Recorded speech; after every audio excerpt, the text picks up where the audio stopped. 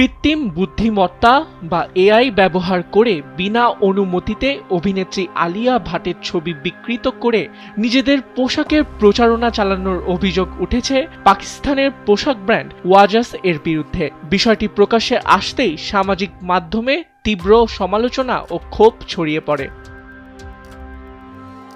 ব্র্যান্ডটির সামাজিক যোগাযোগ মাধ্যম ও ওয়েবসাইটে আলিয়ার বিভিন্ন লুকে একাধিক ছবি প্রকাশ করা হয়, যেখানে তাকে সিল্ক পোশাক পরিহিত অবস্থায় দেখা যায়। তবে ছবিগুলো খুঁটিয়ে দেখলে বোঝা যায় সেগুলো এআই প্রযুক্তি দিয়ে তৈরি এবং পূর্বের বিভিন্ন ফটোশুটের ছবি বিকৃত করে নতুনভাবে ব্যবহার করা হয়েছে।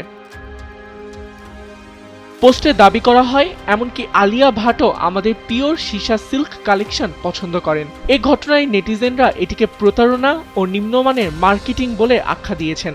যদিও এখনো আলিয়া বা তার টিম আনুষ্ঠানিক কোনো প্রতিক্রিয়া জানাননি, তবে ভক্তরা আইনি ব্যবস্থা নেওয়ার দাবি জানিয়েছেন। আবিদ খান, সময়ের আলো।